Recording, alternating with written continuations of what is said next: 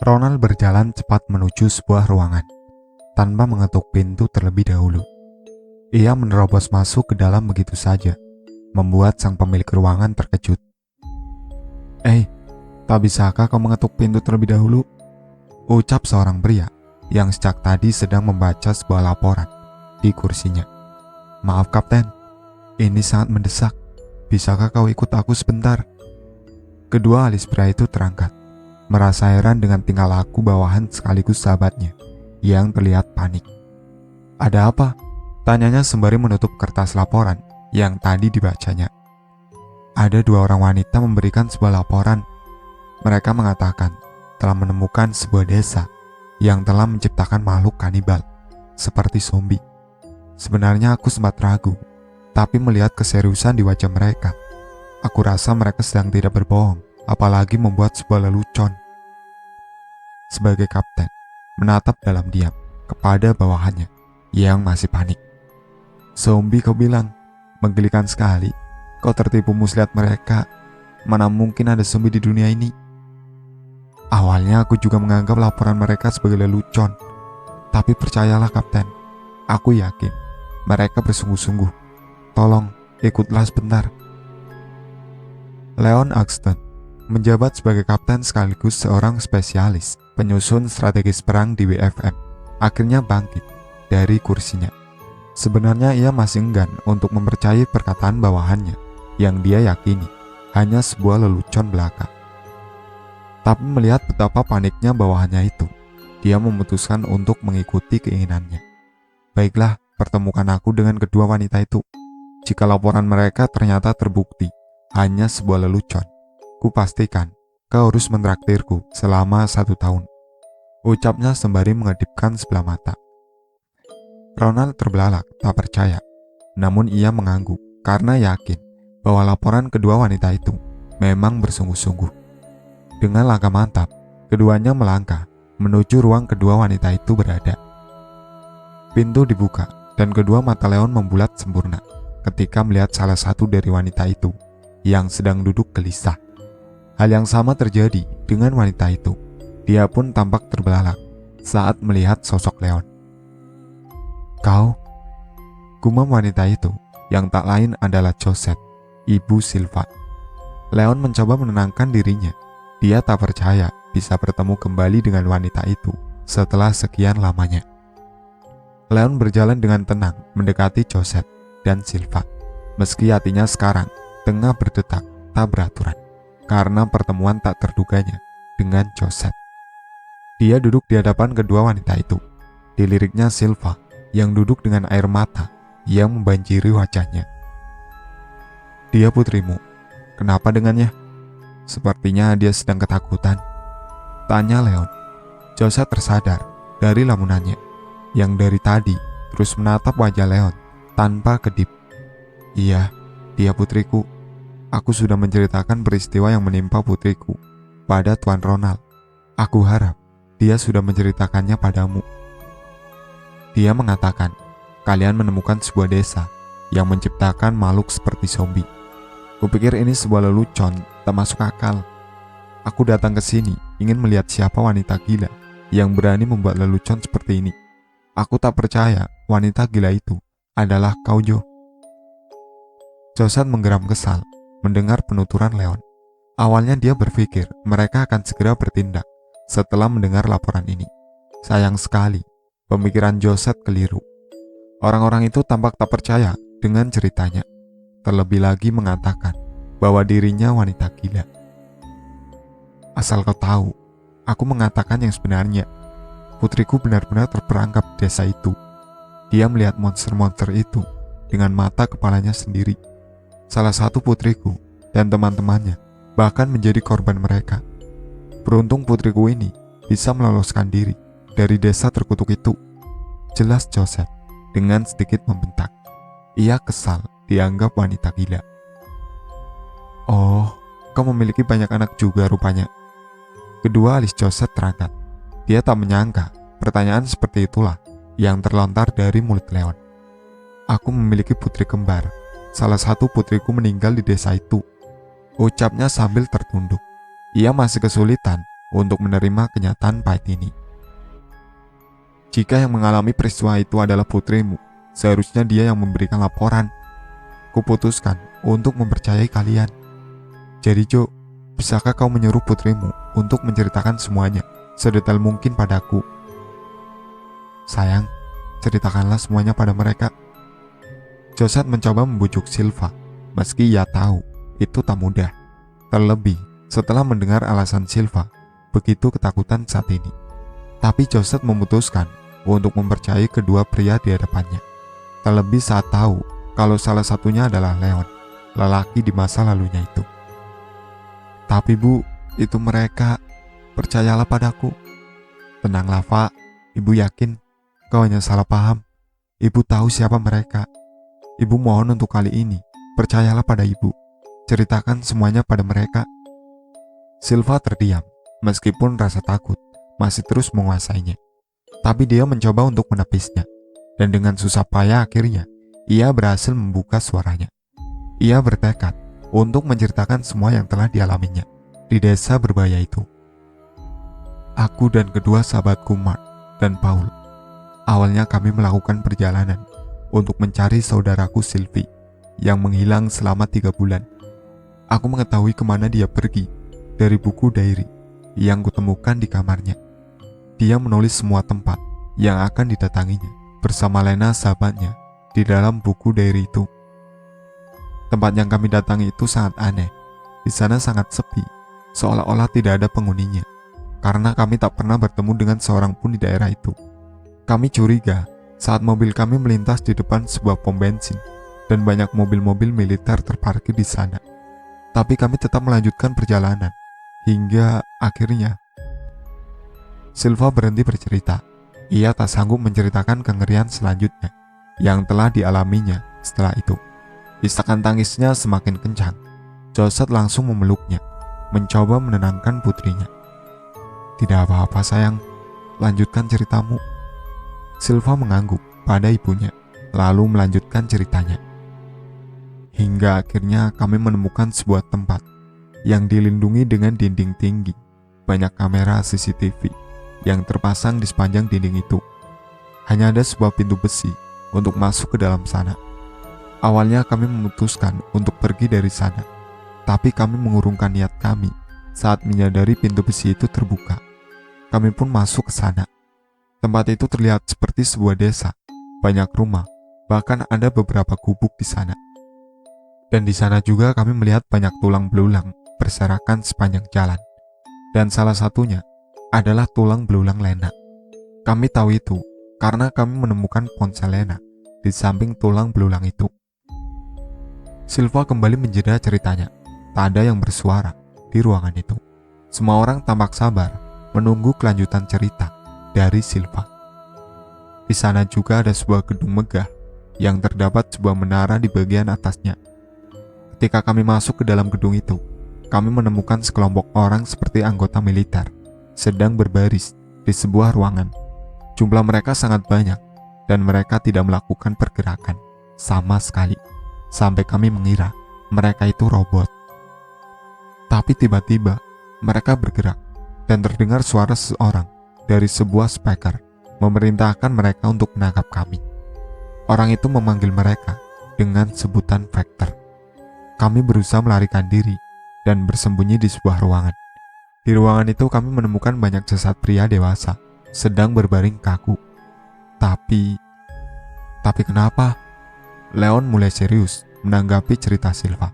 Ia sedikit kesal. Gadis itu selalu menjeda ceritanya. Tapi jasad-jasad itu hidup dan menyerang kami. Kami menyadari ada sebuah alat berbentuk persegi di pundak mereka. Alat itu berkedip-kedip. Alat yang sama yang menempel di pundak para Vector yang mengejar kami.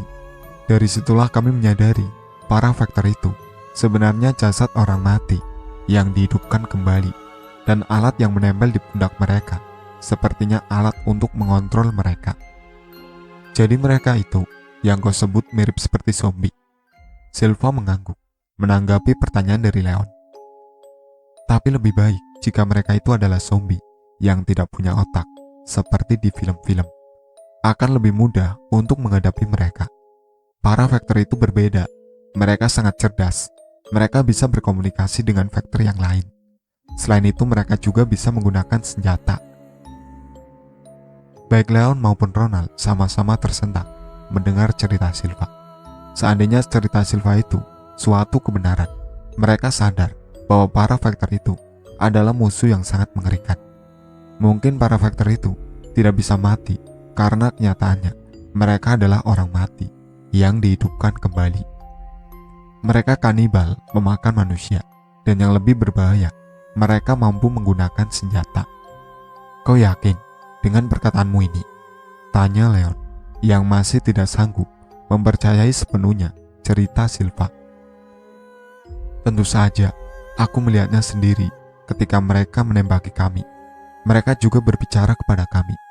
Temanku Paul juga mengatakan bahwa mereka mampu membuat strategi dengan memilih untuk menunggu kami keluar dari ruangan penuh jasad dibandingkan menyergap kami di dalam ruangan itu. Mereka juga berhenti mengejar kami setelah melihat kami memasuki area berbahaya di desa itu, di mana monster selain mereka menetap di sana.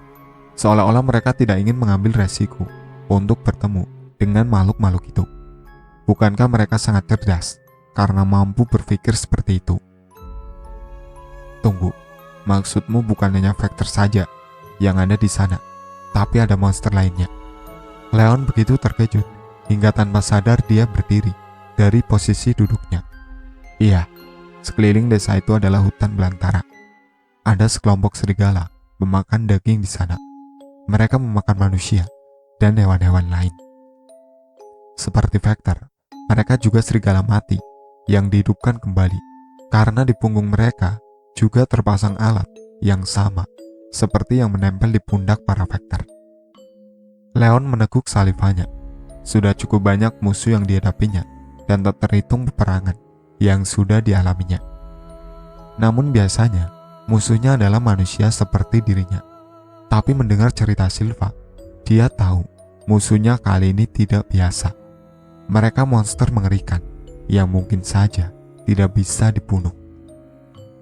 Aku yakin seseorang sengaja menciptakan mereka untuk tujuan tertentu. Apalagi setelah aku melihat sekelompok pria berseragam militer memasuki desa. Mereka membawa banyak wanita untuk dijadikan santapan para Vector. Ada banyak jasad pria juga yang mereka bawa. Aku yakin mereka kelak akan dijadikan Vector. Dan mereka juga membawa banyak hewan untuk dijadikan santapan para serigala di dalam hutan. Desa itu sangat berbahaya, dan aku yakin sesuatu yang mengerikan akan terjadi jika desa itu tidak secepatnya dihancurkan. Selain itu, aku mohon bawa kembali jasad Sylvie yang masih terkubur di dalam rawa di hutan itu. Percayalah padaku, aku bersumpah, semua yang kukatakan ini adalah kebenaran. Leon tak mampu berkata-kata lagi. Dia tak melihat kebohongan di kedua mata gadis remaja di depannya itu. Dia tahu persis semua yang dikatakannya adalah kebenaran. Dia tak sanggup membayangkan kengerian apa yang akan ditimbulkan para monster itu jika seandainya mereka dibebaskan dari desa itu. Jadi bagaimana? Apa kau mempercayai cerita putriku? Joseph akhirnya bersuara setelah menanti beberapa menit lamanya. Leon yang masih terdiam seolah-olah tengah memikirkan sesuatu. Iya, aku rasa aku mempercayainya. Leon mengambil telepon yang berada di hadapannya dan menekan sebuah tombol. Bel, bisa kau ke ruang Ronald sebentar? Ada seseorang yang harus kau periksa. Leon meletakkan kembali gagang telepon setelah berbicara dengan seseorang. Aku mempercayai cerita putrimu, tapi menurutku dia tetap harus menjalani pemeriksaan. Tenang saja, sebentar lagi dokter ahli di organisasi kami akan memeriksanya.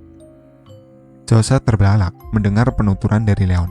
Ia tahu persis putrinya baik-baik saja, tak perlu diperiksakan. Putriku baik-baik saja, jadi dia tidak perlu melakukan pemeriksaan apapun, tolak Joseph. Jika memang putrimu sudah pernah terjebak di tempat yang mengerikan, seperti yang diceritakan, tentu dia perlu melakukan pemeriksaan, memastikan psikisnya baik-baik saja, dan kondisi tubuhnya juga. Putrimu mengatakan Tempat itu terisolasi dari dunia luar. Kita tidak tahu apa saja yang mereka sembunyikan di sana. Tidak menutup kemungkinan putrimu telah terkontaminasi lingkungan di sana, yang mungkin saja akan mengganggu kondisi tubuhnya. Intinya, pemeriksaan itu sangat penting menurutku. Itu pun jika kau peduli pada keadaan putrimu. Joseph terdiam mendengar perkataan panjang dari Leon. Perkataannya memang benar. Mungkin kali ini ia harus mempercayainya. Tak lama kemudian, seorang wanita cantik dengan balutan jas dokternya masuk ke dalam ruangan. Leon memintanya untuk membawa Silva bersamanya. Namun Silva tak mengikutinya begitu saja. Joseph tahu putrinya itu tengah mengkhawatirkan sesuatu. "Ikutlah bersamanya, Pak," ucapnya berusaha meyakinkan. "Tapi Bu, percayalah pada Ibu, mereka tidak akan menyakitimu. Ibu juga akan ikut bersamamu." Joseph membantu Silva untuk berdiri. Sudah dipastikan, ia akan mengizinkan mereka untuk memeriksa putrinya, tentu dengan diawasi olehnya. "Kau tetap di sini, Ju. Bella seorang dokter profesional. Tidak ada yang perlu kau khawatirkan," ucap Leon. "Aku tidak akan pernah meninggalkan putriku." Suaranya meninggi, menandakan kali ini Joseph tidak ingin diperintah oleh siapapun. Dia pernah kehilangan salah satu putrinya, dan kali ini ia tak akan membiarkan putrinya pergi sendirian lagi. Tak akan ia ulangi perbuatan sebelumnya yang telah lalai menjaga anak. "Ada hal yang harus kita bicarakan. Ronald, temanilah gadis itu." "Baik, Kapten." Ronald berdiri dari duduknya dan pergi menemani Silva serta dokter wanita yang bernama Bella meninggalkan ruangan. Kali ini Joseph hanya terdiam. Keberadaan pria bernama Ronald membuatnya sedikit lega. Meskipun belum lama mengenalnya, tapi entah mengapa ia bisa mempercayai pria itu. Kini di ruangan itu hanya sepasang pria dan wanita yang tampaknya memilih kenangan kelam di masa lalu mereka. Leon menyalakan sebatang rokok dan itu membuat perhatian Joseph teralihkan padanya. "Sejak kapan kau merokok?" tanyanya sambil kembali duduk di kursi. "Sejak kau menikah dengan pria itu," jawab Leon singkat, yang ditanggapi senyuman sinis oleh Joseph. Kedua mata Joseph kini tertuju pada pria di hadapannya. Ditatapnya pria itu dari rambut sampai ke seluruh penampilan. Tak mungkin dapat dilupakannya. Lalu pria itu sempat mengisi hatinya. Seseorang yang sangat berarti baginya. Tidak banyak yang berubah darinya. Pria itu masih memiliki paras yang tampan seperti dulu. Tatapan matanya tajam bagaikan elang dan mampu menghipnotis wanita manapun yang menatapnya. Iris matanya yang berwarna abu-abu membuat mata itu semakin terlihat mempesona. Hidungnya mancung dengan rahang tegas yang menambah kesan tegas di wajahnya. Memang seingatnya pria ini nyaris tak pernah bercanda sekalipun. Wajahnya selalu terlihat serius, bahkan butuh perjuangan ekstra hanya untuk membuat bibir tipis pria itu menyunggingkan seulas senyum. Joseph, dia tahu betul bagaimana kepribadian pria yang bernama Leon itu. Leon Axton, pria yang dulu pernah menjalin kasih dengannya. Namun dia lebih memilih untuk pergi berperang dibandingkan menerima permintaannya. Jalin kasih mereka hancur di tengah jalan hanya karena perbedaan prinsip mereka. Bagi Leon, pergi menjalankan tugas merupakan hal yang paling penting dalam hidupnya. Dia bahkan rela mengorbankan hubungannya dengan Joseph hanya karena tuntutan tugasnya. Iya, tak mungkin bisa Joseph melupakan sakit hatinya yang dulu pernah dirasakannya karena ulah pria yang saat ini sedang duduk di hadapannya. "Sejak kapan kau memanjangkan rambutmu?" Entahlah, untuk kali ini ia ingin mengetahui alasan pria yang dulu selalu tampil rapi dengan rambut pendeknya. Tapi kini rambutnya jauh dari kata rapi. Rambut coklatnya dibiarkan memanjang hingga menyentuh baunya dan dia mengikatnya. "Sejak kau mengkhianatiku dan menikah dengan pria itu." Mendengarnya membuat rasa panas menjalar di hati Joseph. Mengkhianatinya. Tak pernah sedikit pun ia melakukan hal itu. "Jangan bicara sembarangan. Aku tidak pernah mengkhianatimu. Kaulah yang lebih memilih pergi berperang daripada menikahiku. Lebih tepatnya, kaulah yang mencampakkanku, Leon," bentaknya. Mengingat masa lalu yang menyakitkan itu memang selalu membuat Josette merasa kesal dan emosi, meskipun kejadian itu sudah berlalu cukup lama. Yang benar saja, saat itu kita baru berusia 19 tahun dan kau memintaku untuk menikahimu. Usia kita terlalu muda, Joe. Aku hanya memintamu menunggu, setidaknya sampai aku menyelesaikan misi yang diberikan atasanku padaku. Tapi ketika aku kembali setelah menghadapi peperangan yang cukup dahsyat, aku mendengar kabar pernikahanmu. Kau tidak akan pernah bisa membayangkan sakit hati yang kurasakan saat itu. Jika boleh jujur, sebenarnya Leon merasakan kekesalan yang sama, namun ia bisa mengontrol emosinya. Kau tahu betul, aku sudah tidak bisa menunggu. Pernikahan itu adalah permintaan terakhir dari ibuku sebelum dia meninggal. Aku sudah memberitahumu, ibuku sedang sekarat dan dia ingin melihatku menikah sebelum dia meninggal. Aku sudah memohon padamu. Aku hanya memintamu untuk menikahiku sebelum kau pergi berperang. Aku tahu kau seorang maniak perang, jadi tidak mungkin aku akan melarangmu untuk pergi berperang. Tapi kau pergi begitu saja, tanpa menghiraukan permohonanku. Jadi berhenti mengatakan aku telah mengkhianatimu. Siapapun akan tahu bahwa kaulah yang bersalah di sini, Leon. Air mata meluncur dengan indah, membentuk anak sungai di wajah mulus Josette.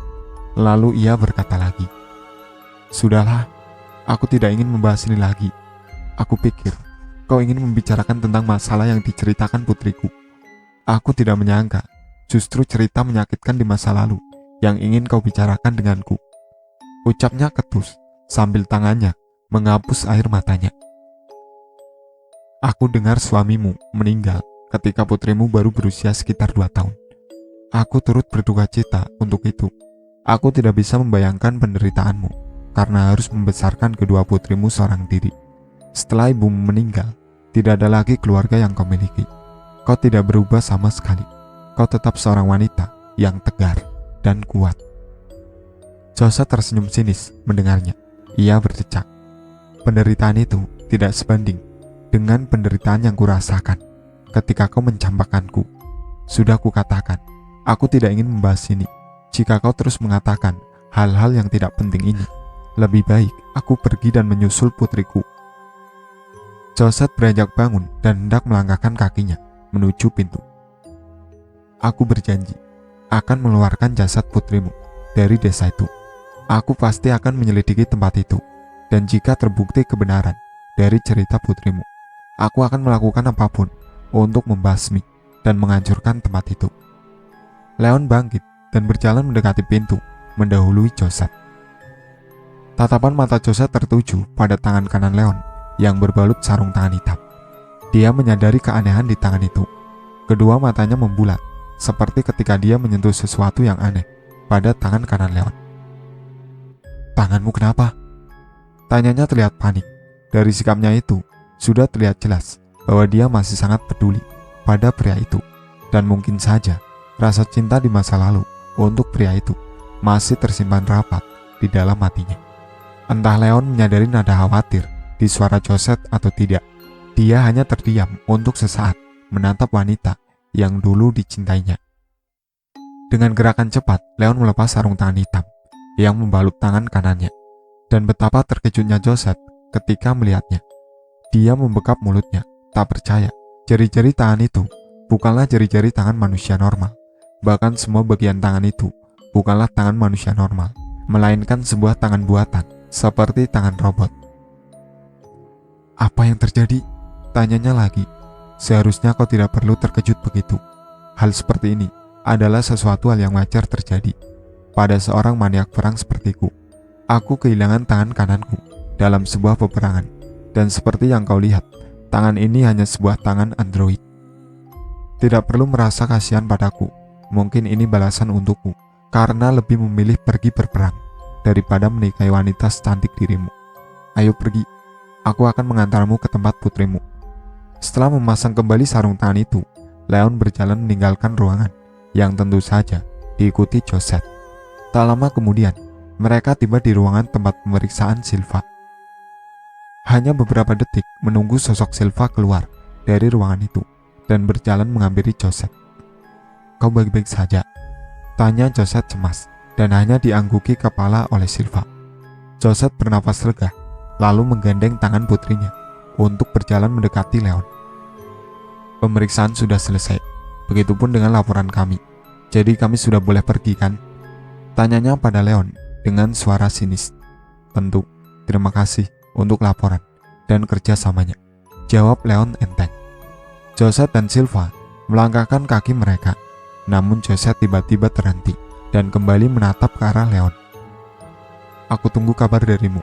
Aku harap kali ini kau benar-benar menepati janjimu untuk mengeluarkan jasad putriku dan menghancurkan desa itu. Kau bisa mempercayaiku kali ini. Josette kembali melangkahkan kakinya. Kali ini ia tak menoleh kepalanya lagi. Mereka kini sudah benar-benar pergi dari gedung itu. Leon masuk ke dalam ruangan pemeriksaan dan didapatinya Ronald dan Bella yang sedang berbincang-bincang dengan serius. Bagaimana hasil pemeriksaannya? Tanyanya ketika kini ia duduk di hadapan kedua orang itu. Gadis itu mengalami trauma yang sangat hebat, tapi kondisi tubuhnya baik-baik saja, meskipun sepertinya dia mengkonsumsi makanan yang tidak sehat di sana, jawab Bella jujur setelah melihat hasil pemeriksaan Silva. Jadi dia tidak terkontaminasi virus apapun. Bella menggelengkan kepalanya membuat Leon bernapas lagi. Dia bersyukur hal yang ditakutkannya tak terjadi. Entah mengapa begitu mendengar tempat itu dipenuhi mayat hidup, dia berpikir kemungkinan adanya virus berbahaya di sana. Menurutmu semua yang dikatakan gadis itu adalah kebenaran atau hanya cerita karangan belaka? Tanyanya lagi pada Bella. Kupastikan dia berkata jujur. Aku bisa membaca dari raut wajah dan tatapan matanya. Gadis itu sangat ketakutan. Dia jelas memang pernah mengalami semua kengerian itu. Kini tak ada lagi keraguan dalam diri Leon. Dia tahu betul bahwa desa berbahaya itu benar-benar ada dan nyata. Jadi apa yang akan kita lakukan, Kapten? Apa kita akan melaporkan hal ini pada komisaris? Ronald akhirnya bersuara. Hanya dengan kesaksian dari gadis itu saja tidak cukup. Kita membutuhkan bukti nyata. Kita akan menyelidiki secara diam-diam. Maksud Kapten? Tanya Ronald masih tidak terlalu paham dengan ucapan atasan sekaligus sahabatnya itu.